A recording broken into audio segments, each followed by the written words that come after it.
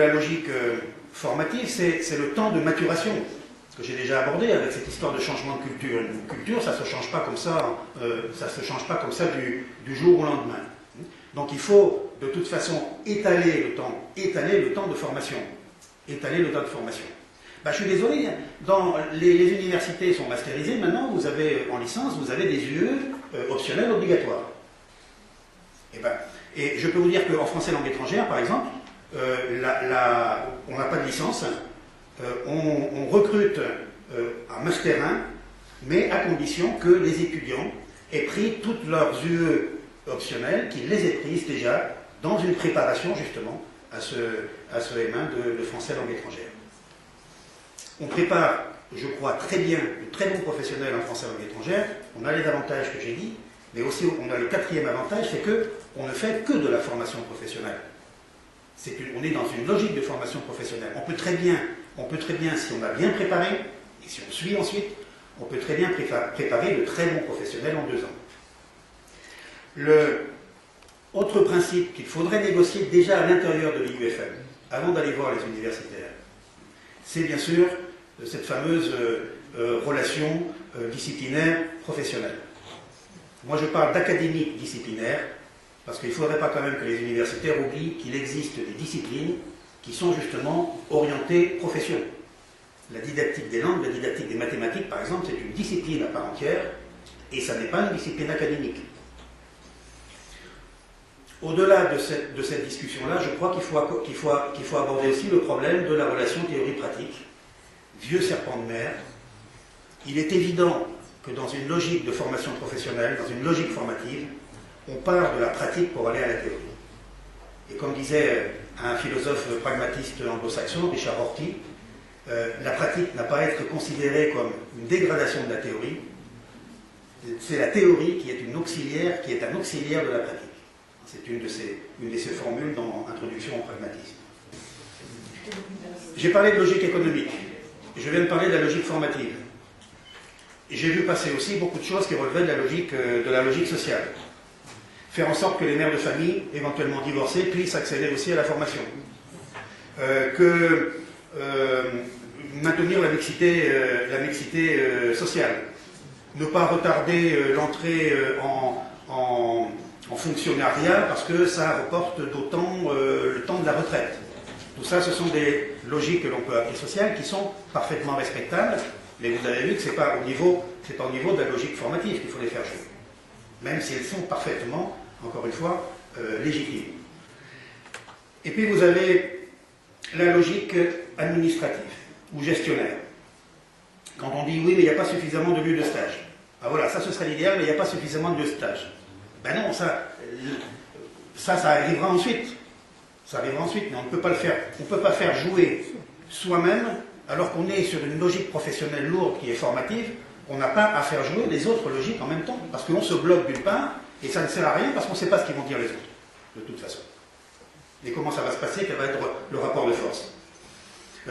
La question de la formation des formateurs, la question de la gestion des flux, de la gestion des carrières, qu'est-ce qu'on fait avec les collés au concours qui vont quand même continuer en master. Qu'est-ce que c'est le risque de former des auxiliaires qui auront maintenant un master 2 professionnel. On a 2 raisons fortes de commencer par la logique formative. Je me répète un petit peu. La première, c'est que c'est notre cœur de métier. C'est notre compétence. C'est de ça que nous sommes compétents. Donc, la première raison, c'est que notre cœur de métier, notre compétence, ce sur quoi nous pouvons être convaincants, c'est sur la logique formative. Si nous nous mettons d'accord entre nous. Et la deuxième, comme je disais, c'est que cette logique formative, elle est forcément aussi partagée par l'université. Et donc, la première discussion à avoir, avant d'aller voir ailleurs, avant de faire jouer d'autres logiques, c'est de discuter université et IUFM sur les logiques formatives. Ce sera forcément de l'ordre du compromis, mais il y a peut-être aussi des synergies, et des conflits, mais aussi des synergies. Je crois qu'il ne faut pas seulement... On va être dans une logique de compromis, une logique d'affrontement, donc il y aura forcément des décisions qui seront prises au-dessus, au niveau politique, mais encore une fois, on peut trouver des synergies. Je vais donner quelques exemples. Je prends l'exemple d'un scénario. Je ne sais pas s'il est meilleur que les autres, ce n'est pas ce qui m'intéresse. C'est qu'à partir de ce scénario, je montre comment on peut trouver des voies non seulement de compromis, mais de jeu gagnant-gagnant.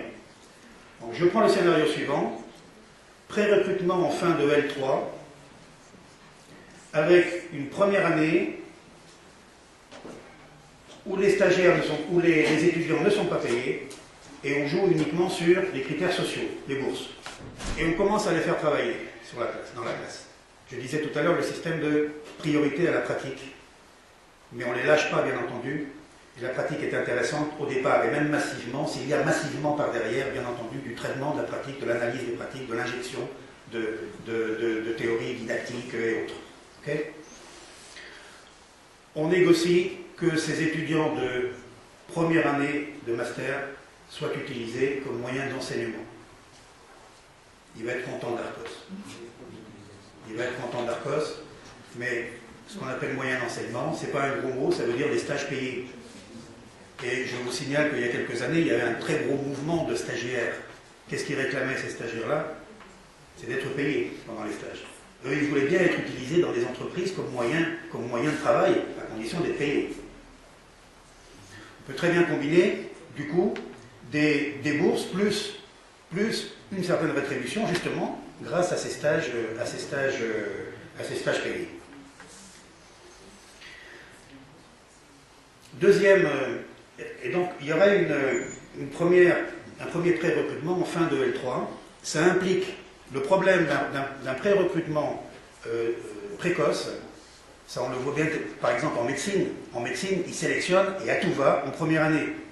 Sauf que comme ils n'ont pas de pratique médicale, ils sélectionnent sur les mathématiques. Voilà.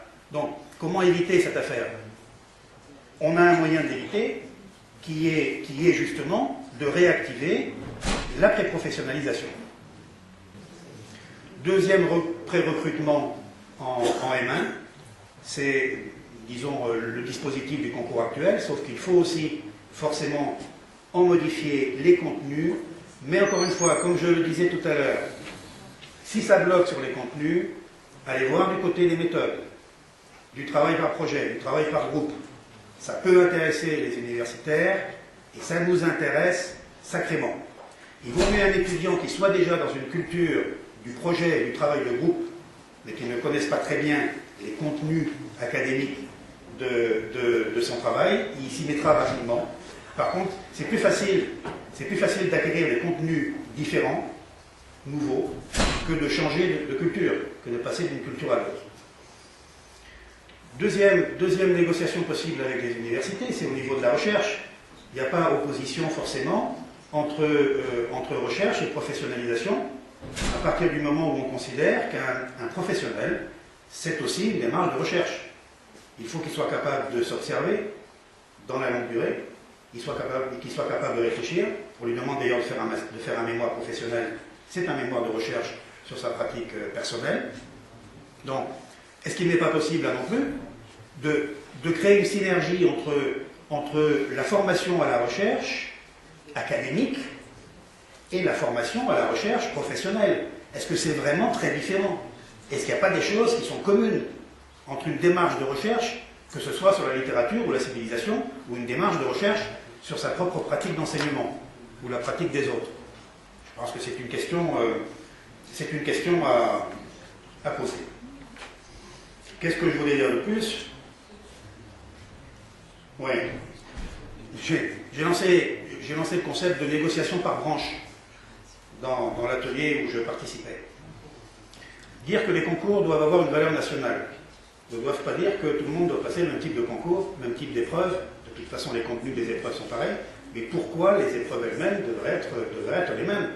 On voit très bien qu'entre les professorats des écoles et le professorat des lycées et collèges, on voit très bien qu'on ne peut pas arriver à quelque chose qui soit de l'ordre du concours unique. On voit très bien aussi qu'il y a des spécificités par discipline. Ça, à mon avis, c'est à négocier aussi avec l'université. Et peut-être que l'université serait beaucoup plus sensible à nos arguments s'ils ont une marge de manœuvre leur permettant de faire jouer la spécificité de leur discipline par rapport au concours national.